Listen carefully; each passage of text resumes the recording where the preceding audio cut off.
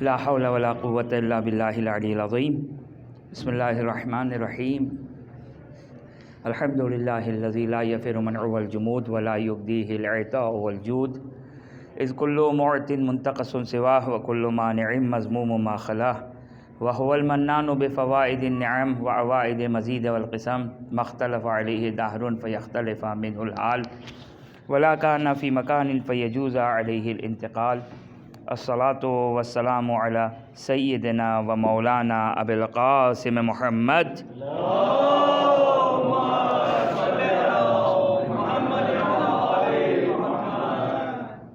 وعلى أهل بيته الطيبين الطاهرين، سيما مولانا ومولى الكونين أبي الحسن والحسين أمير المؤمنين علي بن أبي طالب عليهما السلام.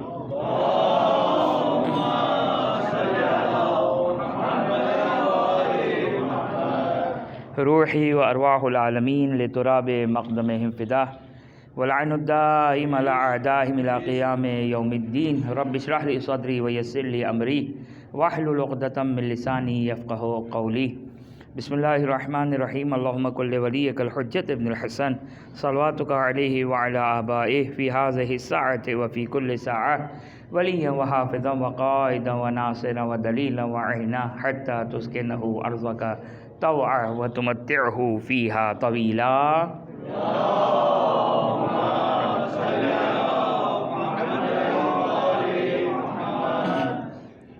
اللهم عجل لوليك الفرج واجعلنا من أنصاره وعوانه وأتباعه وشيعته والمستشهدين بين يديه. أما بعد، فقد قال الله سبحانه وتعالى في كتابه الكريم: أعوذ بالله من الشيطان الرجيم، بسم الله الرحمن الرحيم. ان الذين يؤذون الله ورسوله لعنهم الله في الدنيا والآخرہ. ایک درود پڑھ دے محمد وآل محمد پر.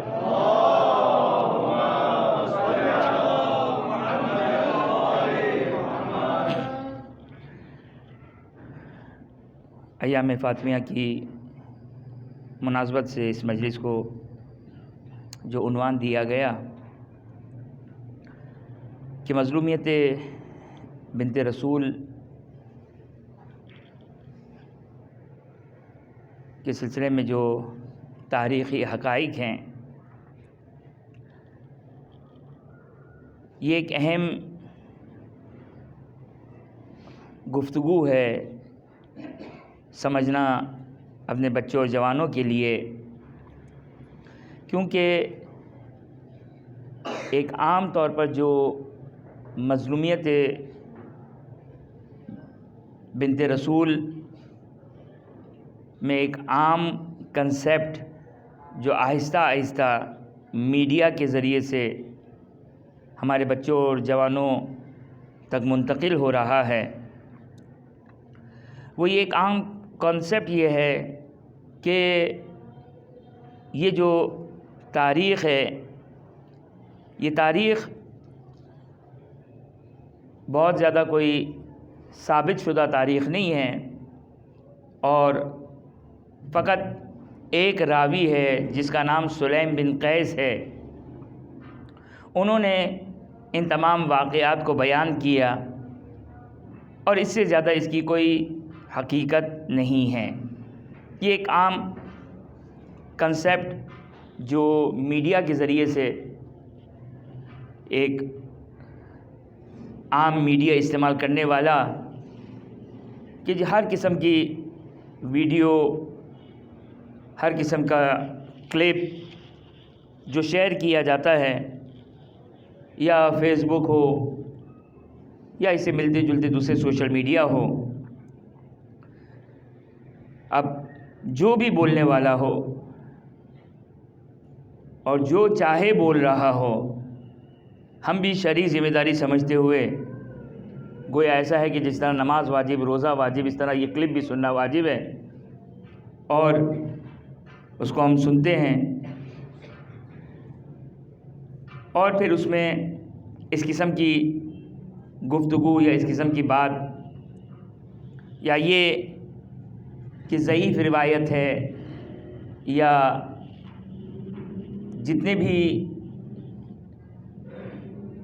روایت ہوئی ہے وہ سلیم بن قیس سے روایت ہوئی ہے، تو یہ ایک غلط کنسیپٹ ہے، ایک غلط تصور ہے یہاں پر ایک بات آئی ہے تو میں اپنے بچوں اور جوانوں کو ایک بات شرعی مسئلہ بیان کرنا چاہتا ہوں، شرعی مسئلہ، فقہی مسئلہ۔ وہ فقہی مسئلہ کیا ہے؟ وہ فقہی مسئلہ یہ ہے کہ فقہا اپنی فقہی کتابوں میں ایک مسئلہ بیان کرتے ہیں فقہا۔ اچھا، میں نے کوئی مسئلہ فقہ بیان نہیں کرنا ہے، میں اپنی گفتگو سے کو ملاتے ہوئے یہ فقہی مسئلہ بیان کرنا چاہتا ہوں جو آج کل کے اعتبار سے بھی بیان کرنا ضروری ہے۔ فقہا ایک مسئلہ بیان کرتے ہیں کتب الضلال کا۔ کتب الضلال کسے کہتے ہیں؟ کتب الضلال یعنی گمراہ کرنے والی کتابیں، گمراہ کرنے والی کتابیں جو انسان کے اعتقادات، انسان کے عقیدے، انسان کے بیلیوز، اس کو اگر خراب کرنے والے جو کتابیں ہیں اس کی اگزامپل دیتے ہیں، اس کی مثال دیتے ہیں، جیسے بائبل ہے، توریت ہے، انجیل ہے، یہ عام طور پر فقہا مثال دیتے ہیں، یا مسلمانوں کی کوئی حدیث کی کتاب، تاریخی کتاب۔ تو فقہا مسئلہ کیا بیان کرتے ہیں؟ فقہا یہ مسئلہ بیان کرتے ہیں کہ کتب الضلال، کتب جمع ہے، پلورل ہے کتاب کی، کتب جمع ہے، پلورل ہے کتاب کی، ضلال یعنی گمراہ کرنے والی کتاب۔ اس کے بارے میں فقہا لکھتے ہیں کہ اس کو گھر میں رکھنا، اس کا پڑھنا، اس کو سنبھالنا، اس کو خریدنا، اس کو بیچنا، یہ سب حرام ہے، یہ سب حرام ہے۔ یعنی آسان الفاظ میں اگر میں اس کا بیان کروں، یعنی کتب ضلال کی خرید و فروخت، پڑھنا، لکھنا، سنبھالنا، حفاظت کرنا، بلکہ فقہا یہ کہتے ہیں کہ اگر گھر میں ہے تو ایک پوزیشن پہ اس کو جلا دینا اگر اس میں اگر اللہ وغیرہ کے نام نہ ہو، ورنہ اس کا احترام بہرحال اپنے مقام پر ضروری ہے۔ یعنی خلاصہ یہ کہ اس کو ڈسپوز کر دینا، اس کو کسی طریقے سے ٹھنڈے میں ڈال دینا، اس کو کسی طریقے سے اس کی بے حرمتی وغیرہ نہ ہو، چونکہ اس میں اللہ رسول کے بھی نام ہے، واجب ہے اس کو ڈسپوز کر دینا، کتب ضلال کو ڈسپوز کر دینا واجب ہے۔ اچھا، اب آپ کہیں کہ مولانا اس مسئلے کو یہاں پہ اتنا بیان کرنے کی کیا ضرورت ہے؟ تو اب ایکچوئل مسئلہ یہاں پر آپ کی خدمت میں بیان کرنا چاہ رہا ہوں، آج کل کا ہاٹ مسئلہ یہ کتب ضلال کا مسئلہ سن لیا آپ نے کہ کتب ضلال کا پڑھنا، لکھنا، حفاظت کرنا، یہ سب کیا ہے؟ یہ سب حرام ہے۔ اچھا، کتب ضلال تو یہ ایک ایگزامپل ہے، یہ ایک مثال ہے، کتب ضلال ایک مثال ہے۔ اب آپ سنیے، اس مسئلے کو وسعت دیتے ہیں، اس مسئلے کو مزید ایکسپینڈ کریں تو کیا ہو جائے گا؟ ہر وہ چیز جس میں امکان ہو۔ اچھا، کتب ضلال میں ایک لفظ آپ کی خدمت بیان کر دوں، اس مسئلے کو ذرا فائنل کر دوں، فائنل ٹچ دے دوں میں اس مسئلے کو، کہ کتب ضلال میں پڑھنا حرام ہے اگر امکان ہو گمراہ ہونے کا، چانس ہے۔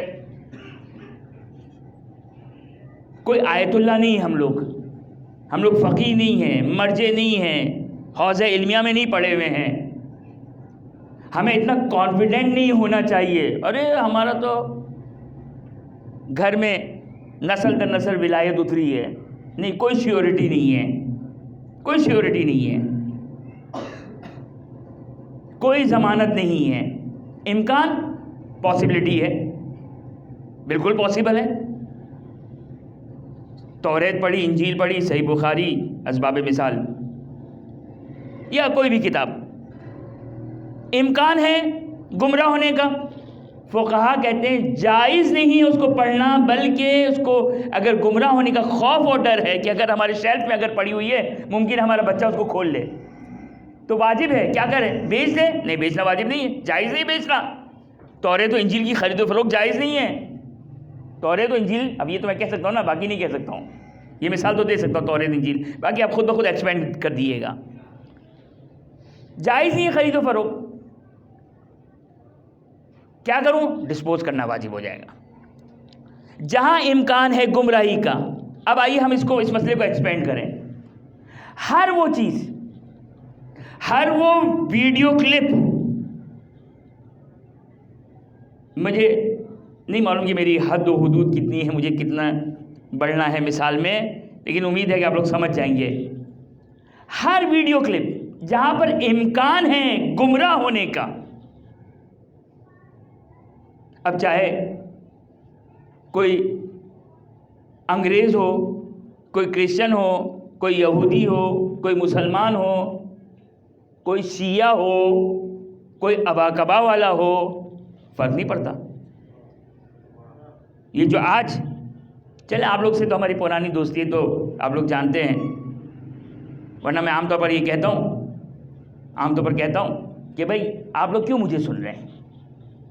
کیوں سن رہے ہیں آپ مجھے پہچانتے ہیں؟ خیر آپ لوگ تو پہچانتے ہیں مجھے، ورنہ یہ واقعیت ہے، یہ میں کوئی یعنی لگ رہا ہے کہ اس سے مذاق کر رہا ہوں میں، نہیں حقیقت ہے۔ یہ گمراہ، چاہے وہ گمراہی، میں ایگزامپل دوں گا آپ کو، میں آپ کو۔ آپ کہیں مولانا بہت زیادہ اس کو پھیلا رہے ہیں، اس کو زیادہ نہیں۔ اگر خوف ہے، بعضوں کا چلیں ممکن ہے ایک باپ ہے جو شیور ہے، میں نے کہا نا کسی کی شیورٹی نہیں ہے، اس کے لیے ضروری کہ انسان پڑھا لکھا ہونا چاہیے۔ شک و شبہات آنے کے لیے انسان کے لیے ضروری ہے کہ اس شک و شبہات کو ڈیفینڈ کرنے کے لیے انسان پڑھا لکھا ہونا چاہیے۔ لہٰذا فقہاء نے وہاں پہ بیان کیا، اسی مسئلے کے ذیل میں بیان کیا کہ اس کتاب کی حفاظت کرنا، خرید و فروخت و اپنے شیلف میں رکھنا، یہ سب حرام ہیں، صرف ان لوگوں کے لیے جائز ہے کہ جو اس کا جواب دے سکتے ہوں، صرف ان لوگوں کے لیے جائز ہے۔ اب اسی طرح آج مجھے بتائیے کتنی ہی دینی گفتگو آتی ہے، چلیں میں ابھی تھوڑا عام مسلمانوں کی بات کروں، گمراہ کن باتیں، واضح گمراہ کن باتیں۔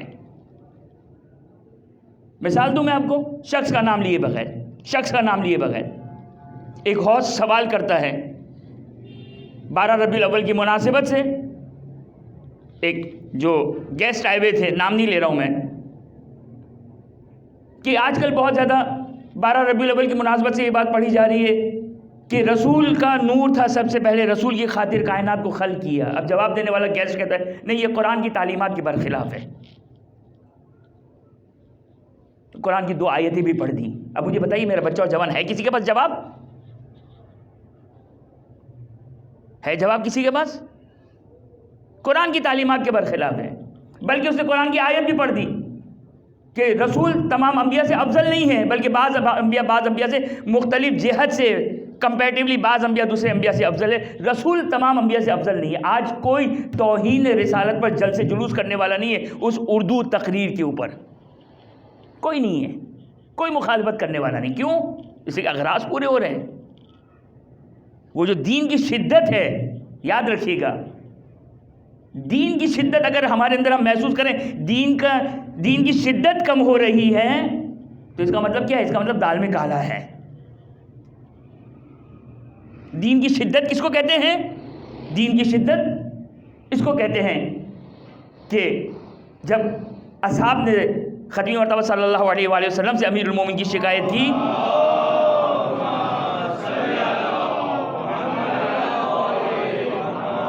دین کی شدت کس کو کہتے ہیں؟ دین کی شدت، دین میں شدت ہونا۔ تو مفہوم روایت آپ کی خدمت میں بیان کروں کہ جب شکایت کی امیر المومنین سلام اللہ علیہ کی آپ کی صلی اللہ علیہ وسلم کی خدمت میں، تو کہا لا تقل فی علی، علی کے بارے میں مت کہو، علی ممسوس فی ذات اللہ۔ اب یہ خود ایک جملہ بڑا مشکل جملہ میرے لیے، آسان الفاظ میں کہو علی خدا کی ذات میں غرق ہے، علی کو سوائے خدا کے کچھ نظر نہیں آتا۔ اچھا ہم یہ کہتے ہیں نا بھائی اتنا زیادہ انسان کو ایکسٹریمسٹ نہیں ہونا چاہیے دین پہ۔ آج مومن کو پڑھایا جا رہا ہوتا ہے، کبھی مجتہد مل جائیں گے تو مجتہد کو پڑھا دیں گے، امام تو بہت ہی آئیں گے تو امام نے روایتوں میں بیان کیا کہ امام کو بھی پڑھایا جائے گا۔ اور جب ہمارا بچہ اور جوان آج ہم اسے بولڈ بناتے ہیں، بولڈ بنو، بولڈ اور پھر امام سے آ کے گفتگو کرے گا، امام سے آ کے ڈیبیٹ کرے گا۔ اب یہ مجھے بتائیے، یہ اردو پروگرام آ رہا ہے جس میں یہ بیان کرنے والا بیان کر رہا ہے کہ کوئی حدیث نہیں، کوئی قرآن کی آیت نہیں ہے جس سے یہ ثابت ہو کہ خداوند متعال نے اس کائنات کو رسول کی وجہ سے، رسول کی برکتوں سے اور رسول کی وجہ سے کائنات کو خلق کیا ہے۔ اب دو قرآن کی آیتیں بھی پڑھ دی۔ بھیا قرآن کی آیت کیا ہے؟ آپ کو کیا چیز ثابت کرنی مجھے بتائیے، میں قرآن کی آیت آپ کو پیش کر دیتا ہوں، جو آپ کو ثابت کرنا میں پیش کر دیتا ہوں۔ مگر کیا مسلمان کے جتنے گروہ ہیں، 72 گروہ ہے نا، 73 گروہ، رسول صلی اللہ علیہ وسلم نے فرمایا تھا کہ میری امت کے 73 گروہ ہے، ہر گروہ اپنے مذہب کی اوتھینٹسٹی، اپنے مذہب کا اعتبار قرآن کی آیت سے ثابت کرتا ہے۔ کیا کریں گے؟ اب یہ تو میں نے ایک ایگزامپل دیا، میں چلیں اس کا سرسری سے جواب دے دوں، ایک جملے میں جواب دے دوں۔ ہم حسبنا کتاب اللہ والے نہیں ہیں۔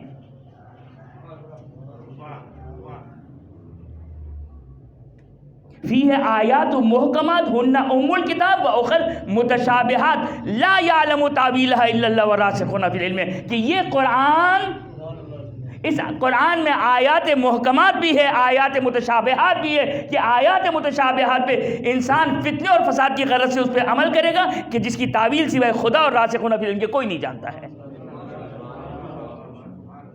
مگر ان کے حسبنا کتاب اللہ والے ہیں۔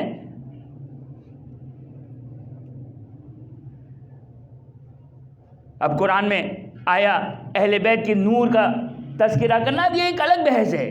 محمد و آل محمد علیہ السلام کی وجود مبارک کو نورانی ثابت کرنا ایک الگ بحث ہے۔ نہیں ہے تو نہیں ہے قرآن، مگر خالی قرآن تو نہیں ہے۔ رسول نے فرمایا سنی شیعہ کتابوں میں ہے، انی تارکوں فیکم الثقلین کتاب اللہ وہی ترتی ان تمسکتم بہما لن تضلوا بعدی۔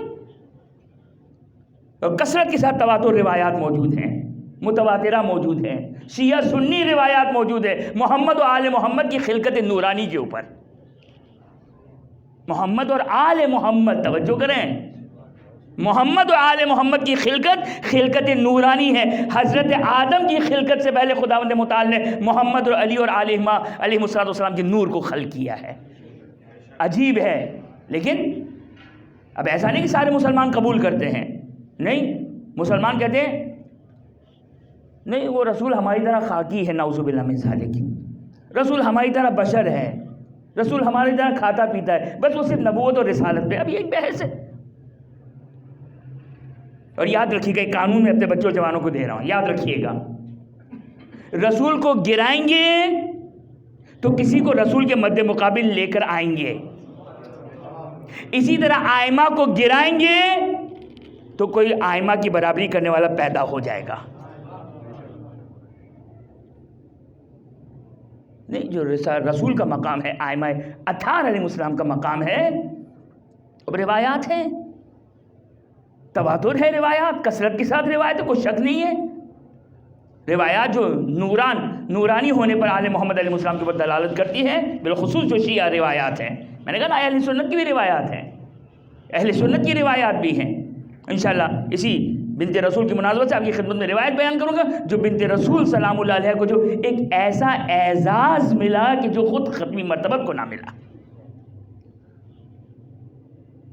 لیکن آپ کی خدمت میں جو میں بیان کرنے جا رہا ہوں، میرے بچہ اور جوان، ہر ویڈیو کلپ، ہر دینی کلپ، ہر اللہ رسول والا کلپ، یہ تو میں نے غیر کی مثال دی، اب آئیے اپنی مثال دوں، میں اپنی مثال دے رہا ہوں میں، کہ شاید اسی مثال کی وجہ سے مجھے اس 5 روزہ مجلس کا یہ عنوان رکھنا پڑا۔ مثال کیا ہے؟ مثال دینے والا کوئی ایک عام انسان نہیں، ایک عام انسان نہیں، آغا خوئی کا شاگرد تھی۔ دیکھیں یاد رکھیے گا، حوض علمیہ، ابا کبا، ان سب کا احترام اپنے مقام پر، کوئی شک نہیں ہے۔ آج جو ہمارے پاس دین ہے نا، وہ انہی بزرگان کی وجہ سے ہے۔ آج جو ہمارے پاس دین ہے نا، یہی شیخ صدوق، شیخ توسی، سید مرتضیٰ، شیخ مفید اور یہ پورا جو سلسلہ چلتا آ رہا ہے، یہ انہی بزرگان کی کاوشوں کی وجہ سے. یہ آج ہم جو دین کی الف بے جانتے ہیں، یہ جو دین کی الف بے جانتے ہیں ہم، ان بزرگان کی کاوشوں کی وجہ سے ہے. لیکن اس کا مطلب یہ نہیں ہے. اب چونکہ آپ کہیں کہ بھائی مولانا یہ تو حوضے کی باتیں ہیں، حوضے میں رہنے دیں. نہیں، حوضہ واقعاً قابل احترام ہے، کوئی شک نہیں ہے. حوضہ ہمیشہ سے تشیع کی بنیاد ہے. حوضہ علمیہ غیبت صغریٰ سے پہلے اصحاب ائمہ اطہار علیہم السلام تھے جنہوں نے محمد و آل محمد کی روایتوں کو لکھا، محفوظ کیا، سینہ بسینہ کتاب کے ذریعے سے منتقل کیا. یہ علوم یعنی تصور کریں 1400 سال پرانا علم آج تک منتقل ہو رہا ہے. اور وہ بھی وہ زمانہ جس کی میں کوئی پرنٹنگ سسٹم نہیں تھا. ایک کتاب لکھی جاتی تھی، ایک کتاب کی دوسری کاپی بنتی تھی، اس کو ری چیک کیا جاتا تھا. کتنا مشکل کام تھا اس زمانے میں. تو یہ بہرحال خدا کے لیے یہ تو سب کچھ محفوظ رکھنا ضروری تھا. خود خدا کے لیے ضروری تھا کہ یہ سب کچھ محفوظ رہتا تو ہماری ہدایت کے اسباب مہیا ہوتے ہیں. لیکن یہ سب انہی بزرگان کی کاوشوں کی وجہ سے ہے. وہ اصحاب ائمہ اطہار علیہم السلام، اس کے بعد غیبت صغریٰ کے علماء، اس کے بعد غیبت کبریٰ کے علماء اور آج تک کے علماء. لیکن اس کا مطلب کیا ہے؟ اس کا مطلب کیا ہو گیا کہ اب جو بھی آئے جو بات کریں آپ کے مولانا یہ تو حوض علمیہ کی بات ہے. جی نہیں، ان کی بات عوام میں ہے، عربی زبان میں ہے. کہ مولانا عربی زبان میں چھوڑ دیں. نہیں، فتنہ برپا کرنے والوں نے انگلش میں ٹرانسلیشن کیا، اردو میں ٹرانسلیشن کیا، جس زبان میں دل چاہ رہا ہے ٹرانسلیشن کیا جا رہا ہے. یہ کیوں گمراہی پھیلائی جا رہی ہے؟ آخوئی کا شاگرد اتنا بڑا نام ہے. بس یاد رکھیے گا، ابھی میں نے ایک مجلس میں اشارہ کیا تھا، یاد رکھیے گا، حوضہ علمیہ یا ابا کبا اس کا احترام اس وقت تک احترام ہے جب تک حق بات کی جائے. اگر حق بات نہیں ہے تو کتنا ہی بڑا امامہ کیوں نہ ہو، حق ہے. میں نے ابھی ایک مثال دی تھی، عمار یاسر حق نہیں ہے. عمار یاسر کو رسول نے کہا تھا حق کے ساتھ رہنا، یعنی علی کے ساتھ رہنا. عمار اگر علی کے ساتھ ہے تو قابل احترام ہے، اگر عمار علی کے ساتھ ہے تو اہل جنت میں ہے، اگر عمار علی کے ساتھ ہے تو اہل جہنم میں سے ہے. لیکن علی خود حق ہے، علی خود حق ہے. اس کی فی الحال تفصیل اور تشریح نہیں کرنا چاہتا، اس کی تشریح اپنے مقام پر. ان چیزوں کو فرق کرنا سیکھیں، ان چیزوں کو فرق کرنا سیکھیں. یہ 14 حق ہیں، جو 14 کے ساتھ ہے جب تک ساتھ ہے حق ہے، جب تک 14 کے ساتھ ہے حق کے ساتھ ہے. لیکن کوئی سیورٹی نہیں ہے، کوئی گارنٹی نہیں ہے کہ جب تک آنکھ بند رہے گی وہ حق پر رہے گا. یہ صرف 14 کے بارے میں گارنٹی ہے، یہ اہل بیت کے بارے میں گارنٹی ہے. ہم اور آپ کی کوشش ہے صبح شام دعا ہونی چاہیے، یا اللہ یا رحمان یا رحیم یا مقلب القلوب ثبت قلبی علی دینک. یہ دعا زرارہ کے لیے بھی ہے، یہ دعا محمد ابن مسلم کے لیے بھی ہے، یہ دعا شیخ صدوق کے لیے بھی ہے، یہ دعا شیخ مفید کے لیے بھی ہے، یہ دعا شیخ توسی کے لیے بھی ہے، یہ دعا سید مرتضیٰ کے لیے بھی ہے، یہ دعا تمام مجتہدین مراجع کے لیے کہ صبح و شام نماز کے بعد دعا کرتے رہنا. حوضہ علمیہ کے اگر مرجع استاد بن گئے تو یہ کوئی سیورٹی اور گارنٹی نہیں ہے. نہیں، تمہیں دعا کرنا ہے کہ ایسا نہ ہو کہ مرنے سے پہلے دین سے منقلب ہو جاؤ. یا اللہ یا رحمان یا رحیم یا مقلب القلوب ثبت قلبی علی دینک، دعا کرتے رہنا. اب اتنا بڑا نام جو آپ کی خدمت میں نے بیان کیا، عوام کے درمیان کیا کہہ رہا ہے؟ میں نے کہا جس کی وجہ سے میں نے یہ 5 روزہ گفتگو کا عنوان قرار دیا. اب کس طرح شبہ ڈاؤٹ کریٹ کیا جا رہا ہے. اب یہ شخص جیسے، اب میں نام نہیں لے رہا ہوں، تقریباً 20 سال پہلے، شاید اس سے بھی زیادہ، شاید 25 سال 30 سال پہلے ایک صاحب تھے، ان کی کتابیں بڑی، اردو میں بھی ٹرانسلیشن بڑی کثرت کے ساتھ ہو رہی تھی، آغا خمینی سے بھی استفتاء کیا گیا، آغا خوئی سے بھی استفتاء کیا گیا، کہا کہ ان کی کتاب پڑھنا جائز نہیں ہے، ان کی کتاب پڑھنا جائز نہیں ہے، یہ کوئی غیر نہیں تھا، یہ شیعہ تھا، یعنی ظاہری طور پر شیعہ تھا، کتاب پڑھنا جائز نہیں ہے اس کی، کیوں؟ کتب زلال کا مصداق ہے، یہ کتب زلال کا مصداق ہے۔ اب وہ شخص آ کر خطبہ جمعہ میں کیا بیان کر رہا ہے؟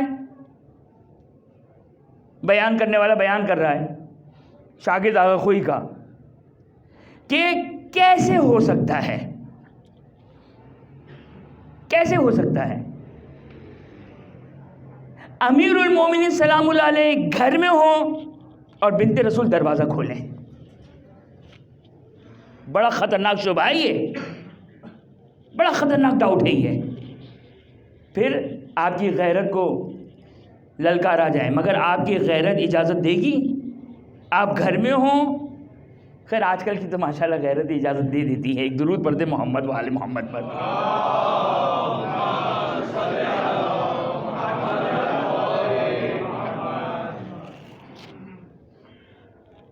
اب مجھے بتائیے کیا کریں؟ امیر المومنین گھر میں ہیں، بنت رسول پشت در آئیں اور وہ سارے مسالے، یہ ہے علی جو خیبر کو اکھاڑنے والا۔ اب علی کے فضائل شروع، یہ حب علی میں نہیں ہے، توجہ کر رہے ہیں؟ ہاں یاد رکھیے گا، یہ حب علی میں نہیں ہے، وہ جو خیبر کو اکھاڑنے والا، جو مرہب کو پچھاڑنے والا، کیا وہ برداشت کر سکتا ہے کہ اس کی ناموس کے ساتھ یہ سلوک کیا جائے؟ اب آپ مجھے بتائیے، یعنی آپ نے دین تشیع کا صدق اللہ پڑھ لیں،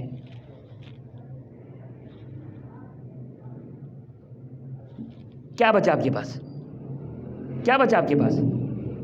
کہاں گئی زیارت عاشورہ؟ کہاں گئی دعائے صنم قریش؟ یہ ساری زیارتیں، ساری دعائیں، ساری لعنتیں، یہ سب کے سب سمیٹ دی، یہ واقعہ ہی نہیں، یعنی کیا ثابت ہوا؟ یہ واقعہ ہی نہیں ہوا ہے۔ یہ کون بیان کر رہا ہے؟ صحیح بخاری بیان کر رہی ہے؟ نہیں، صحیح بخاری نے یہ بیان نہیں کیا، صحیح بخاری نے چھپایا، صحیح مسلم نے یہ بیان نہیں کیا، یہ ایک ملبس خطبہ جمعہ میں معممین کے درمیان گفتگو کر رہا ہے۔ کوئی کچھ بولنے والا نہیں۔ عالم اسلام، اگرچہ عالم اسلام میں یہ ایام فاطمیہ کہاں سے آئے؟ یہ ایام فاطمیہ، اب میں یہ تو نہیں کہوں گا ان تقاریر کی برکتوں سے آیا، نہیں، ان تقاریر کی وجہ سے مرحوم مرزا جواد تبریزی،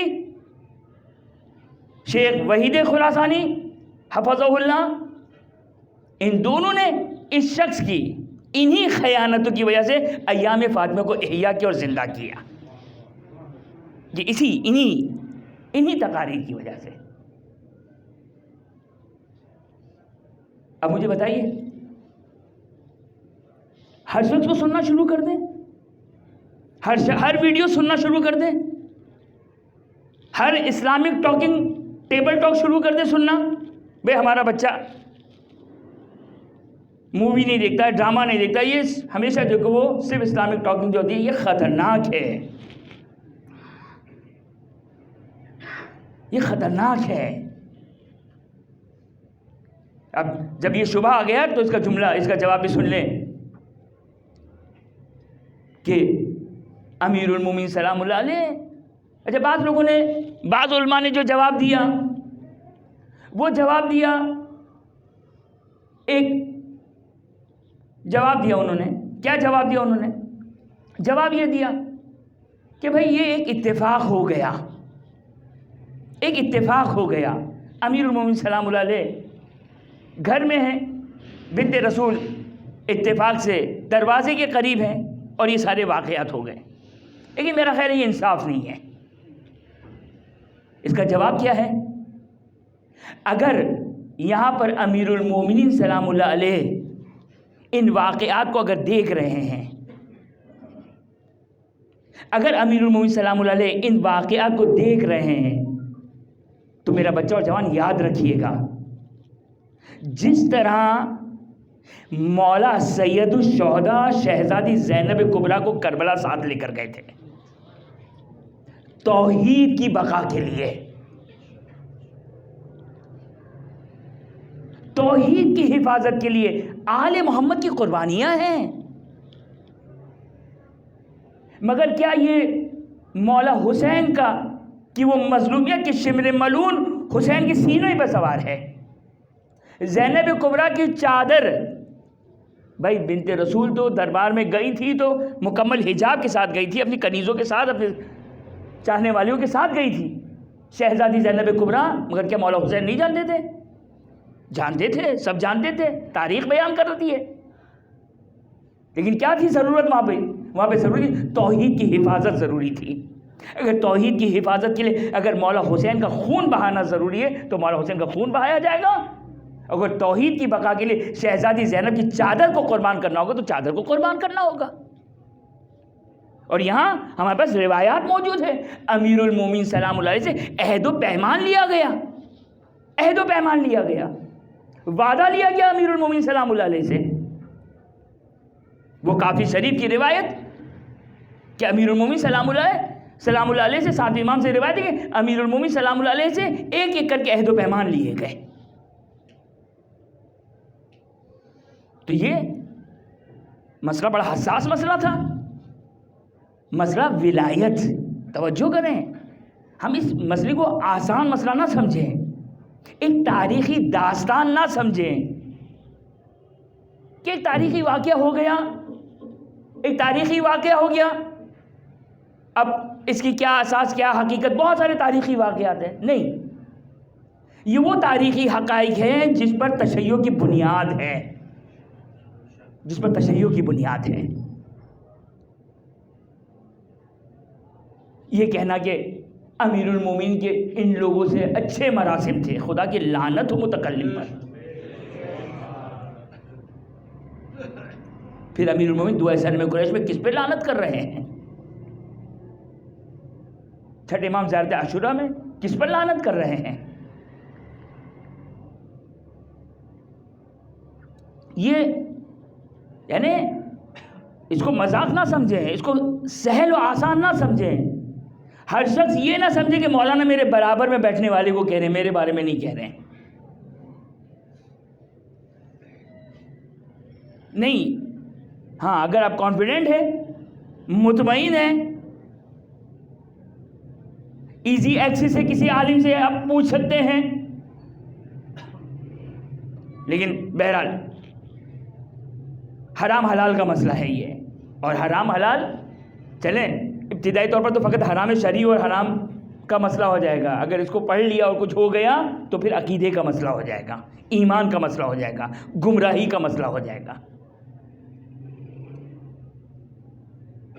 یا چلیں ایک اور مثال دے دوں، یہ مثال بھی اردو مثال، ابا کبا کی مثال، اس کا جواب کل دوں گا۔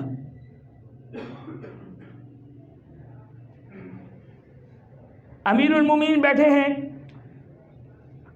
جنگ صفین، حجر بن عدی، عمرو بن حمق، اگر اشتباہ نہ کروں، یہ دونوں حاکم شام کو لعن طعن کر رہے ہیں، سب و شتم کر رہے ہیں، سب و شتم کر رہے ہیں۔ اب پڑھنے والا کیا پڑھ رہا ہے؟ امیر المومنین کا نہج البلاغہ کا خطبہ۔ اب نہج البلاغہ کا نام آتے ہی ہم تسلیم ہو گئے، نہج البلاغہ کا نام آتے ہی تسلیم ہو گئے۔ امیر المومنین نے اس خطبے میں کیا کہا؟ انی اکرہ لکم ان تکونا من سبابین۔ امیر المومنین حجر ابن عدی جیسے جلیل القدر صحابی سے مخاطب ہو کر کیا کہہ رہے ہیں؟ کیا کر رہے تھے حجر ابن عدی؟ حاکم شام کو سب و شتم کر رہے ہیں، لعن طعن کر رہے ہیں، برا بھلا کر رہے ہیں، کہہ رہے ہیں۔ امیر المومنین کہتے ہیں میں پسند نہیں کرتا ہوں تمہارے بارے میں کہ تم ان کو لعن طعن کرو، سب و شتم کرو، دیکھا امیر المومنین نے منع کیا، چاہے دشمنی کیوں نہ ہو، چاہے صفین میں امیر المومنین کے مد مقابل آ جائے، لعن طعن جائز نہیں ہے، یہ کہہ رہے امیر المومنین۔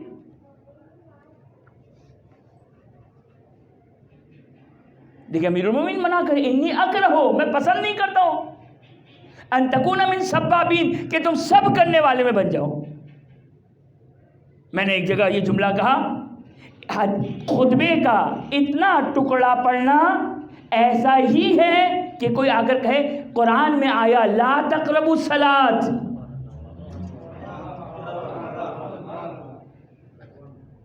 نماز کے قریب مت جانا، خود قرآن کہہ رہا ہے، وہ قرآن میں لا تقربوا الصلاۃ، قرآن کے قریب مت جانا، نماز کے قریب مت جانا۔ اب یہ خطبہ دینے والا کوئی غیر نہیں ہے۔ یا ایک اور جو بہت زیادہ یہ بھی مثالیں دی جاتی ہیں، واٹس ایپ پہ شاید آپ تک بھی میسیج آیا ہو، اور بہت سارے لوگ اس دلیل سے متاثر ہیں، اس دلیل کو قبول کرتے ہیں۔ قرآن میں ہے لا تسبوا الذین یدعون من دون اللہ، قرآن نے نہیں کی ہے، منع کیا ہے، حرام قرار دیا ہے کہ جو مشرکین ہیں انہیں سب مت کرنا، گالی مت دینا، قرآن نے منع کیا ہے، برا بھلا مت کہو۔ یہ کیسے شیعہ ہو تم؟ یہ کیسے شیعہ ہو تم؟ کسی کو برا کہتے ہو؟ قرآن منع کرتا ہے۔ قرآن کی دوسری آیتیں فراموش ہو گئی، تبت یدا ابی لہب فراموش ہو گئی آیت۔ قرآن نہیں کہہ رہے خدا ابو لہب، قرآن کو صحیح جائے پڑھائیں، تھوڑا اسٹیٹس صحیح لہجے میں گفتگو کریں، یہ کون سا لہجہ ہے؟ تبت یدا، خدا اس کے ہاتھ کو توڑ دے۔ سمم بکم عمیون، وہ اندھے ہیں بہرے ہیں، خدا یہ کون سا طریقہ کار ہے گفتگو کرنے کا؟ اور گردانی کریں، مختلف جگہوں پر قرآن سب کرتے ہوئے نظر آئے گا جو مستحق سب ہیں، کہ انشاءاللہ اب اس کی تشریح بعد میں بیان کروں گا کہ سب کس کو کہتے ہیں، سب کس کو کہتے ہیں جو مستحق سب ہیں۔ بس اب یہ قرآن کی آیت لا تسبوا الذین یدعون من دون اللہ، کہ قرآن کہتا ہے جو مشرکین ہیں انہیں سب مت کرنا۔ دیکھو قرآن نے منع کیا، کسی کو برا مت کہو۔ اچھا کل تک لعنت پہ بھی کہتے تھے، اب کیا کریں، لعنت پہ تو اتنی ساری علماء کرام آیات لے کر آ گئے، تو اب لعنت کی جگہ مخالفت نہیں کرتے ہیں، اس لیے کہ قرآن نے کہا جو حق کو چھپاتے ہیں یلعنہم اللہ و یلعنہم لاعنون، جو حق کو چھپاتے ہیں اللہ کی لعنت ہو اور لعنت دینے والوں کی لعنت ہو۔ اچھا ماشاءاللہ الحمدللہ آپ لوگ سب جاننے والے ہیں، اس کا مطلب یہ نہیں ہے کہ ابھی ہم لعنت کے نعرے لگانا شروع کر دیں، نہیں، روایات ہے، تقیہ کرنا واجب ہے، تقیہ کریں، بغض و عداوت کو جتنا ہو سکے اپنے قلب میں، اپنے دل میں مستقر کریں، مضبوط کریں۔ جس طرح محمد و آل محمد کی محبت کو بڑھانا ہے، دشمنان آل محمد کی نفرت کو بڑھانا ہے، اس کے بغیر ایمان مکمل نہیں ہوگا۔ وہ جو جملہ جو میں نے مس کیا، رسول خدا صلی اللہ علیہ وسلم نے امیر المومنین کے بارے میں کہا علی ممسوس فی ذات اللہ، علی غرق ہے خدا کی ذات میں، ممسوس۔ اب میں اس کی کیا تشریح کروں؟ ممسوس آسان الفاظ میں کہا علی خدا کی ذات میں غرق ہے، سوائے خدا کی کچھ نہیں ہے، صرف خدا کی رضا کو مد نظر رکھے ہوئے علی ابن ابی طالب علیہ السلام ہے، صرف خدا کی خوشنودی، صرف خدا کی رضا۔ لومۃ اللائم، دعائے ندبہ کا جملہ، لومۃ اللائم، ملامت کرنے والے علی کو راہ حق سے ہٹا نہیں سکتے ہیں، لیکن اس کے لیے عقل و فراست و ہوش چاہیے، دین فہمی چاہیے میرا بچہ اور جوان۔ یہ ساری جذباتیت نہیں ہونی چاہیے۔ جب تک دین کی معلومات نہیں ہوگی ہمیں سمجھ میں نہیں آئے گا ہمیں یہاں پر اسٹیپ اٹھانا ہے یا رک جانا ہے۔ جب تک دین کی معلومات نہیں ہوگی سوائے گمراہی کے اور کچھ نہیں ہے، یاد رکھیے گا، سوائے گمراہی کے اور کچھ نہیں ہے۔ دین کی معلومات ضروری ہے، کیا کرنا ہے یہاں پر یہ واجب ہے، یہ سیکھنا ضروری ہے۔ اگر یہ نہیں ہے تو انسان یاد رکھیے گمراہ ہو جائے گا۔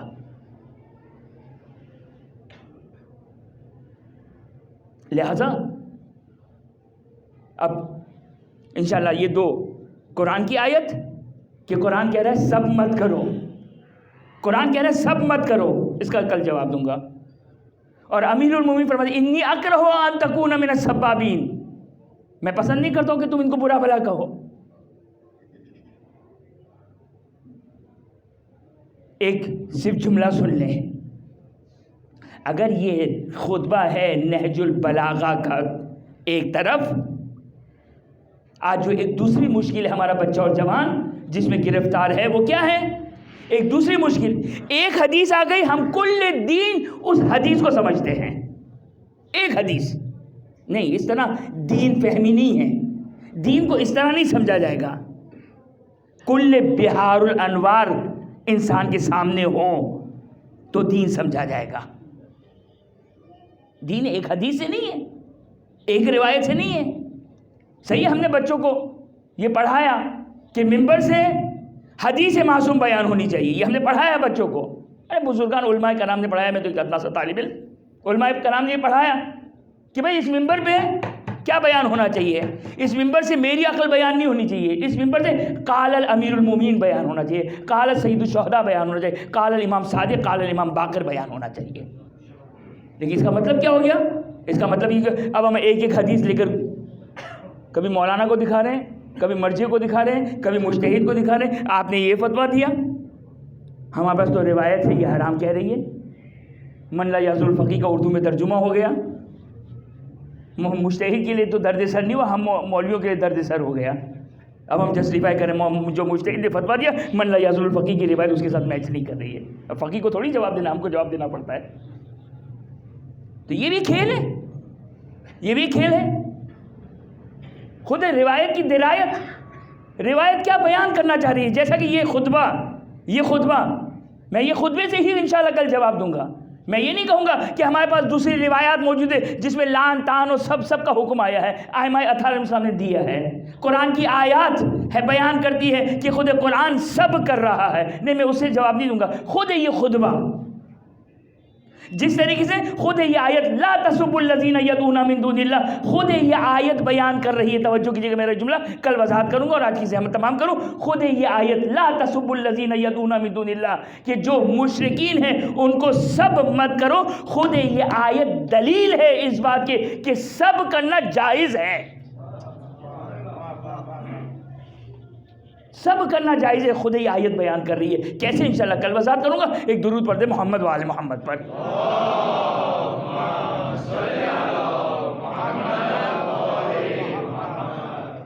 وجہ یہ ساری باتیں کرنے کی وجہ یہ ہے کہ ہم انسان اپنے ایمان، یہ جو ہمارے پاس ولایت آئی ہے نا، یہ جو محمد و آل محمد کی محبت آئی ہے ہمارے بزرگان سے، ہمارے آباء و اجداد سے، یہ جو محمد و آل محمد علیہ السلام کی جو محبت آئی ہے، دشمنان آل محمد کی جو عداوت آئی ہے نا، یہ ہمارے پاس امانت ہے، یہ امانت ہے. اور یاد رکھیے گا اس قسم کے کلپس، اس قسم کے میسیجز، اس قسم کے واٹس ایپ، اس قسم کے فیس بک کی کلپس، یہ سب یاد رکھیے گا. آہستہ آہستہ ایک ایک قدم ہم گمراہی کی طرف بڑھیں گے اگر ہم نے اپنے آپ کو اگر چیک نہیں رکھا تو، اگر ہم نے اپنا خیال نہیں رکھا. اچھا، بعض لوگوں نے میری گفتگو کا نتیجہ نکالا، کہا مولانا اچھا یہ آپ کی بات صحیح ہے، ہم اسی لیے کسی مجلس میں ہی نہیں جاتے ہیں. خوب اب میں کیا کہوں، یہ تو نہیں کہوں کہ میری مجلس میں میری مجلس حق ہے. نہیں، انسان لاؤبالی نہ ہو، راحت پسند نہ ہو. یہ جو میں بات کر رہا ہوں یہ آسانی نہیں دے رہا ہوں میں، یہ میں آپ کا مسئلہ سخت کر رہا ہوں کہ ہم مجلس کو ایک فارمیلٹی کے طور پر نہ سنیں، ایک فارمیلٹی. اب اگرچہ جو حق کے مجلس ہے وہ حق کے مجلس و گریہ ہے، وہ حق کے مجلس و ماتم ہے کہ روایات بیان کرتی ہے. یہ مجلس کا آغاز کہاں سے ہوا؟ شیخ صدوق کے زمانے میں، شیخ توسی کے زمانے میں، سید مرتضی نہیں. اس مجلس کا آغاز ہوا ہے چھٹے امام کے دور سے، اس مجلس کا آغاز ہوا ہے پانچویں امام کے دور سے، اس مجلس کا آغاز ہوا ہے ائمہ اطہار علیہ السلام کے دور سے. مجلس کیا تھی؟ مرضی ہے. سید الشہداء کی مصیبت پہ چند اشعار پڑھے، شاعر اشعار پڑھ رہا ہے، امام گریا کر رہے ہیں. اچھا اب اشعار بھی اس کی بھی کوئی حد و حدود تھی. اچھا اب یہ شعرا یہ سمجھ بیٹھے کہ جب شعرا کو یہ مقام مل گیا امام نے سند دے دی تو وہ سمجھے کہ تمام اشعار کی سند دے دی. نہیں، امام نے یہ کہا کہ جو ہماری مدح میں ہو یا ہمارے غم میں ہو، لیکن وہ ہو جو واقعیت رکھتے ہو، جو حقیقت رکھتے ہو. خوب یہ حقیقت ہے. یہ نہیں کہ امام نے بھائی سند دے دی. امام کے زمانے میں کوئی عالم آ کر تھوڑی تقریر کرتا تھا ممبر پہ، شعرا شعر پڑھا کر، کوئی شک نہیں ہے اس میں. اور یہی حقیقی مجلس ہے. اور میں اکثر یہ کہتا ہوں اگر تمہیں کوئی اہل ممبر نہ ملے کیا ضرورت ہے، مگر ہم نے آج مجلس کو نام و نمود کا ذریعہ کیوں بنایا ہوا ہے، شہرت کا ذریعہ کیوں بنایا ہوا ہے. ہم پڑھنے والا شہرت، ہم کرانے والے شہرت حاصل کر رہے ہیں. نہیں، ذکر حسین ہو، اگر آنسو بہہ جائے آنکھوں سے مجلس ہو گئی، مقبول ہو گئی. بی بی کے خدمت میں سلام اللہ علیہا مقبول ہو گئی، یہی کافی ہے. اور واقعاً آپ دیکھیں، روایات دیکھیں، ائمہ اطہار علیہ السلام نے کس طرح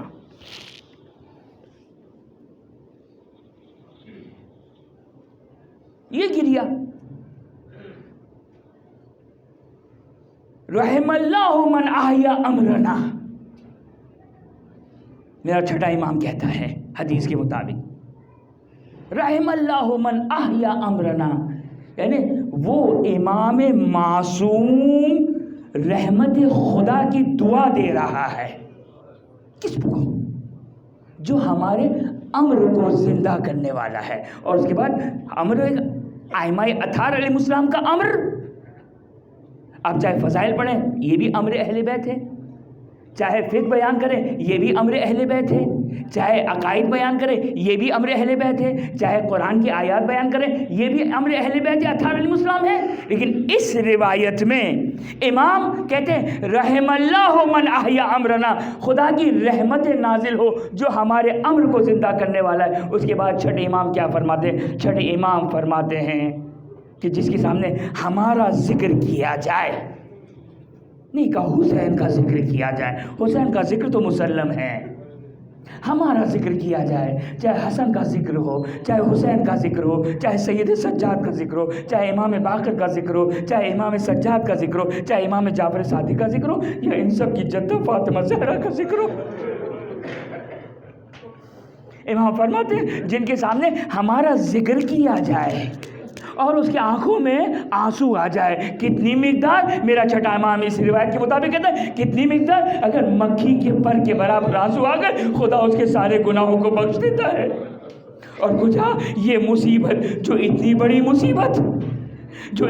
مصیبت کہ کبھی حسن و حسین یاد کر کے گریا کرے، کبھی میرا ساتواں امام گریا کرے، کبھی میرا نواں امام گریا کرے، کبھی میرا اور آپ کا زمانے کا امام گریا کرے. کہ ایک عالم دین یہ کہتے ہیں شب قدیر میں نے اپنے زمانے کے امام سے ملاقات ہوئی تو کیا دیکھا؟ شب قدیر ہے، شیعوں کی سب سے بڑی عید ہے شیعوں کی، لیکن میں نے امام زمانہ کی حالت کو دیکھا تو ایک مرتبہ حال دریافت کیا، مولا آپ کا ہولیہ آزاداروں سا ہولیہ ہے، آج تو شب قدیر ہے، آج تو اتنی بڑی عید ہے. میرا زمانے کا امام کہتا ہے مجھے میری جدہ کی مصیبت یاد آ گئی. کون سی مصیبت یاد آئی ہوگی؟ یقینی طور پر وہ مصیبت یاد آئی ہوگی کہ وہ ملعون آیا ہوگا دربار پہ، ایک بڑا دروازے پر آیا ہوگا، فاطمہ کو پکارا ہوگا ابو الحسن کو نکالو ورنہ اس گھر کو جلا دوں گا.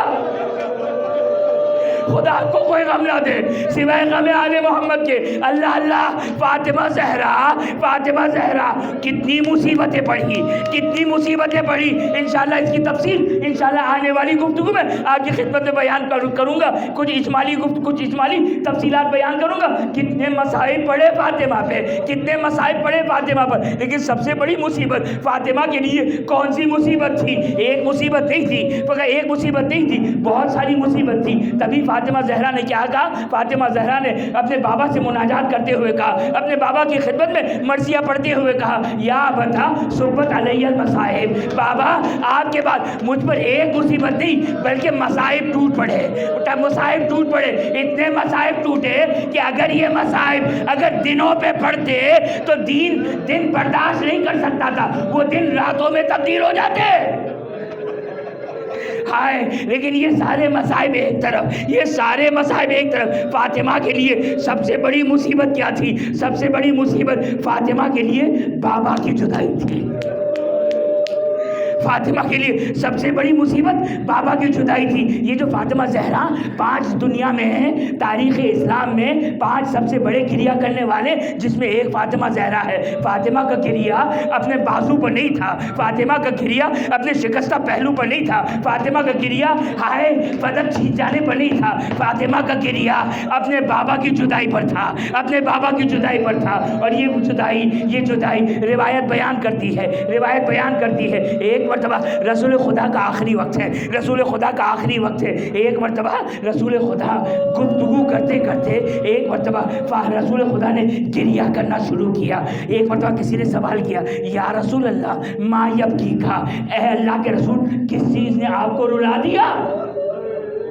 ابھی رسول زندہ ہیں، رسول گریہ کر رہے ہیں، اور کتنا گریہ کیا روایات بیان کر رہی ہے۔ فقط آنکھوں میں آنسو نہیں آئے، فقط مکھی اور مچھر کے پر کے برابر آنسو نہیں آئے، بلکہ روایات بیان کرتی رسول خدا فاطمہ کی غربت کو سوچ کر اس طرح گریہ کر رہے کہ راوی بیان کرتا ہے آپ کی ریش مبارک تر ہو گئی۔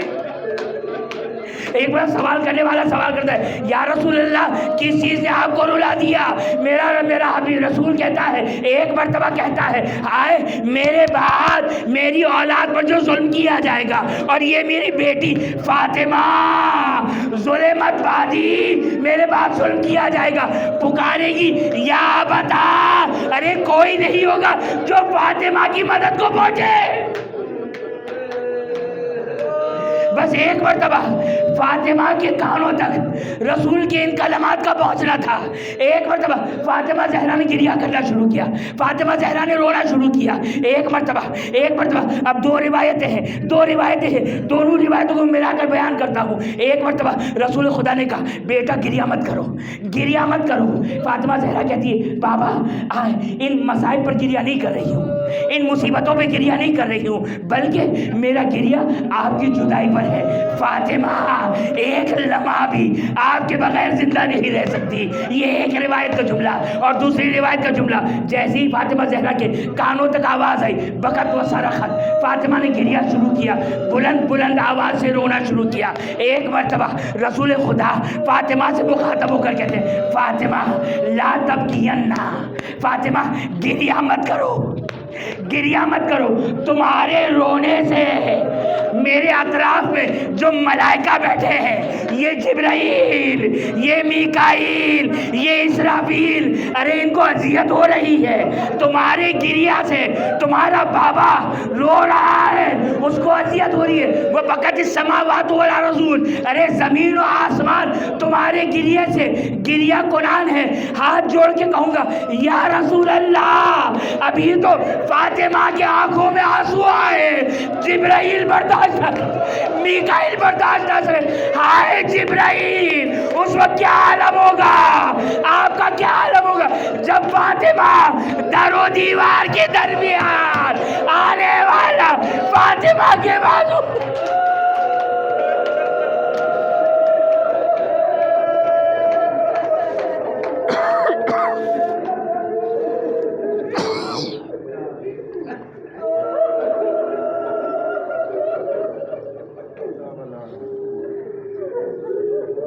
ماتم حسین